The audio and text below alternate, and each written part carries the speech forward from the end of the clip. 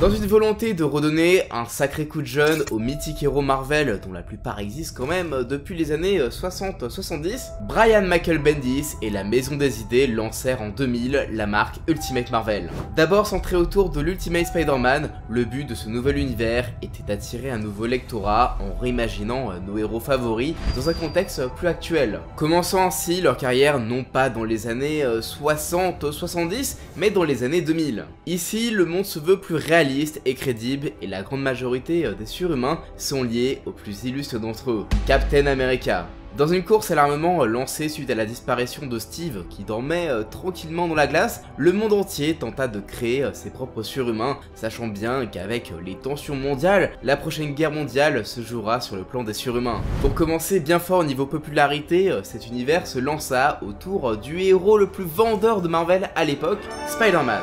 En le ramenant au lycée, à l'époque où il apprenait à gérer ses super pouvoirs et sa vie de lycéen en pleine poussée d'hormones, tandis que celui de la Terre 616 a entre 25 ans et 30 ans et il est marié.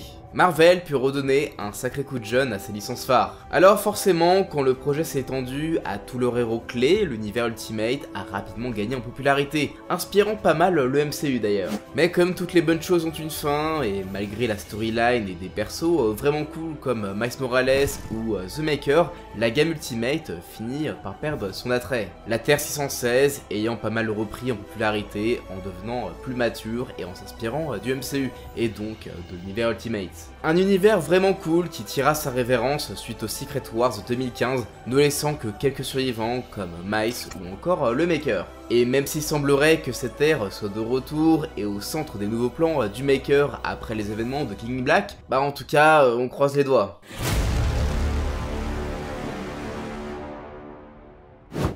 Le seul à garder ses origines dans la même période que sa version 616 et qui est le point d'origine de tout ce joyeux bordel, c'est bien Captain America. Enfin, vous connaissez l'histoire, deux gamins qui ont grandi sans parents, un petit peu frêles, avec la volonté de servir leur pays, mais qui se sont fait refouler. Et après ça, ils deviennent des super soldats dans une expérience qui sera gâchée par un espion et ils s'engagent à la guerre. Mais là où le Captain de 616 devient un symbole et un super-héros stoppant des super vilains nazis, l'Ultimate Cap devient un vrai soldat qui tue et se salit les mains dans les tranchées, accompagné de son fidèle photographe Bucky.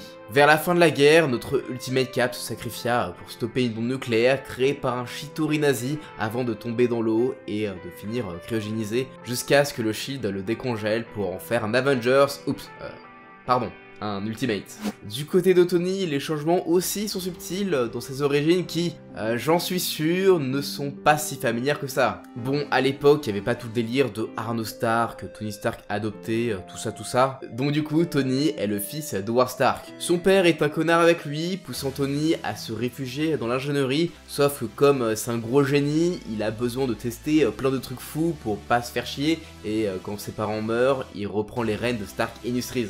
Après ça, il marche sur une mine, il se fait kidnapper et badaboum, Iron Man.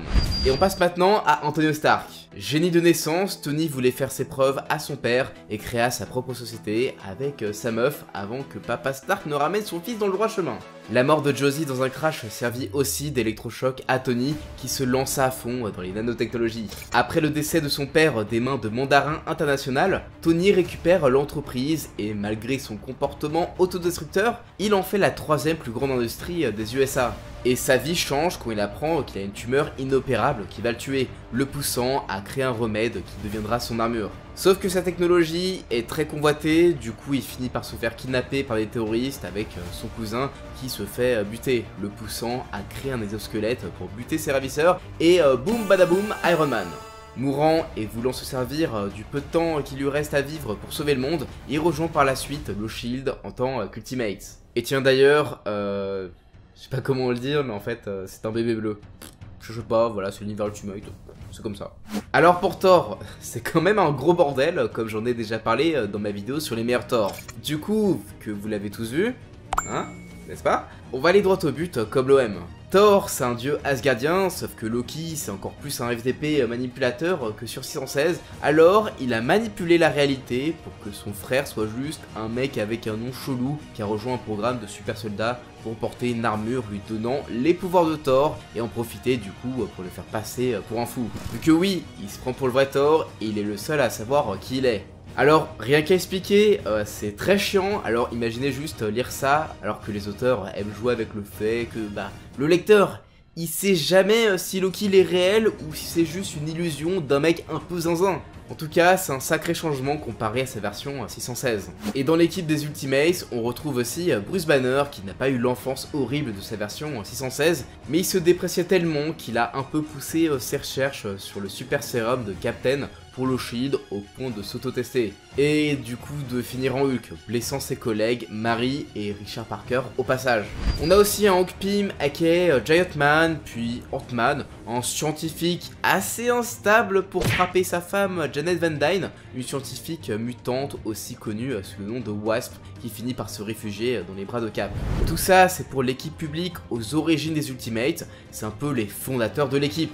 Du moins aux yeux du grand public, puisque d'autres membres en font partie et agissent dans l'ombre. Et je parle pas forcément des agents du Shield comme Nick Fury par exemple. Dans cette équipe de l'ombre qui s'occupe de se salir les mains pour les trucs les plus sombres, on retrouve évidemment Natalia Romanoff, aka Black Widow. Une ancienne espionne russe aux capacités psychiques augmentées et la réputation de porter malheur à ses maris devenus agents du Shield avant de se fiancer à Stark qui lui offre même sa propre armure. A ses côtés on retrouve sans suspense Clint Barton, aka Hawkeye, un ancien archer olympique libéré d'une peine de mort pour en faire un agent à la vision cybernétiquement augmentée, travaillant aux côtés de Nick Fury, avec qui il aide à fonder le Shield. Et enfin, les deux autres membres occasionnels de cette équipe de Black Ops, c'est Wanda et Pietro Lencher, aka Scarlet Witch et Quicksilver. Les enfants de Magneto, respectivement, capables de manipuler les champs de probabilité et de penser ou courir à une super vitesse. Ça fait une sacrée équipe de choc tout ça.